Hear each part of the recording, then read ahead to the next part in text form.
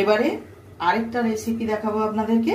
এটা হচ্ছে শীতের একটা স্পেশাল রেসিপি, পুঁই মেটুলি। এটা নানানভাবে খাওয়া যায়, তা আমি এটা আপনাদেরকে চচ্চড়ি করে দেখাবো, পুঁই মেটুলির চচ্চড়ি। আমাদের সবজি লাগবে চচ্চড়ির জন্য পটল, টমেটো, আলু, মূলো, বেগুন, সিম, সমস্ত উপকরণগুলো আমরা কেটে নিয়েছি ছোট ছোট করে। আর তার সঙ্গে মেটুলি আছে। কড়াটা গরম করে নিয়ে এর মধ্যে আমরা 2 চামচের মতো তেল অ্যাড করলাম। তেল গরম হয়ে যাওয়ার পরে আমরা এর মধ্যে 5 ফোড়ন অ্যাড করলাম। এর মধ্যে আমরা সবজিগুলোকে আগে দিয়ে দিলাম।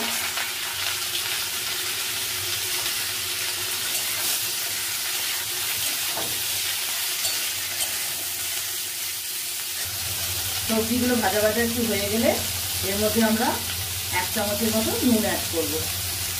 নুনটা দিয়ে আমরা ভালো করে নেড়ে নেব সবজিগুলোকে। এর মধ্যে আমরা মেটুলিগুলোকে এবার অ্যাড করে দেব, দিয়ে ভালো করে ভাজা করে নেব। সমস্ত মেটুলিগুলো আমার দেওয়া হয়ে গেছে।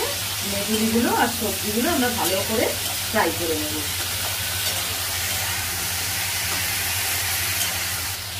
এর মধ্যে আমরা গুঁড়ো মশলা অ্যাড করব। হলুদ গুঁড়ো 1/2 চামচ, ধনে গুঁড়ো 1/2 চামচ, কাশ্মীরি লঙ্কা গুঁড়ো 1/2 চামচ, জিরে গুঁড়ো 1/2 চামচ।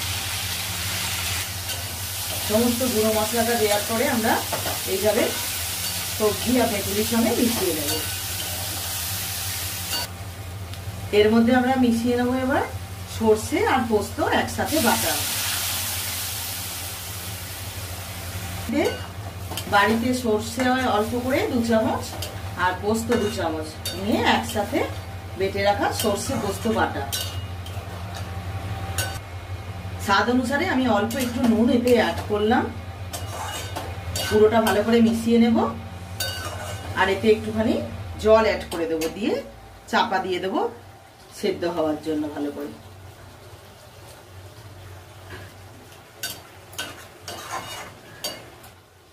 জল আমার দেওয়া হয়ে গেছে।